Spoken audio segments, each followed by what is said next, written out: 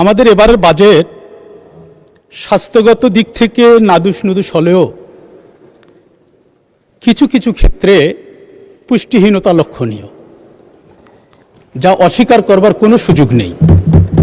মাননীয় স্পিকার, আমরা জাতিগতভাবে অনেক সীমাবদ্ধতা থাকা সত্ত্বেও অনেকাংশে আমরা উচ্চাভিলাষী। ঋণ করে টিভি ফ্রিজ ক্রয় করি, আবার কিস্তির টাকা নিয়ে অহরহ হরহামেশায় গৃহদ্বন্দ্ব, কোনো কোনো ক্ষেত্রে বিচ্ছেদ, কোনো কোনো ক্ষেত্রে রক্তপাতও ঘটছে। এবারের বাজেট সেই জাতিগত উচ্চাভিলাষীর ঐতিহ্য থেকে বের হতে পারেনি। মাননীয় স্পিকার, বাজেটের ভালো দিক অবশ্যই আছে, যা অস্বীকার করবার সুযোগ নেই, কিন্তু একটি বাজেটের প্রকৃত মূল্যায়ন তার দুর্বলতা চিহ্নিত করার মাধ্যমে জাতীয় অর্থনীতি, রাজস্ব, বিনিয়োগ, কর্মসংস্থান ও সাধারণ মানুষের বাস্তবতা বিবেচনায় এই বাজেটের নন ইনভার্টার এসির দামে ঘরে আনুন বিদ্যুৎ সাশ্রয়ী ইনভার্টার এসি। এখন 1.5 টন মাই ওয়ান ইনভার্টার এসি মাত্র 48,900 টাকা পাওয়া যাচ্ছে মিনিস্টার শোরুমে। যে দুর্বলতাগুলো তা আমি আপনার সামনে উল্লেখ করছি। বাজেটের আকার বড়, কিন্তু বাস্তবায়নের সক্ষমতা লক্ষণীয় নয়। রাজস্ব আদায়ের লক্ষ্য অত্যন্ত উচ্চাভিলাষী, যেহেতু সময় কম তথ্য দিচ্ছি না।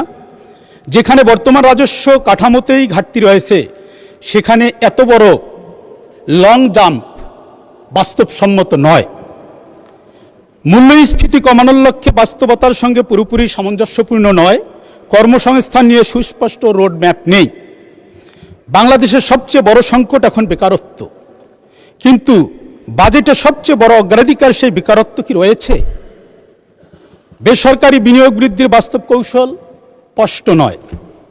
ব্যাংকিং খাতে সংস্কারের স্পষ্ট রূপরেখা এখনো সীমিত।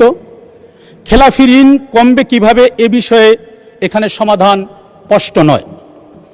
মধ্যবিত্তের জন্য স্বস্তি সীমিত। বাড়ি ভাড়া বেড়েছে, শিক্ষা ব্যয় বেড়েছে, চিকিৎসা ব্যয় বেড়েছে। কৃষি এখনো প্রাপ্য গুরুত্ব পাচ্ছে না। উন্নয়ন প্রকল্পে অপচয়ের ঝুঁকি, ঋণ নির্ভরতা নিয়ে উদ্বেগ। স্বাস্থ্য ও শিক্ষায় কাঠামোগত সংস্কার অনুপস্থিত।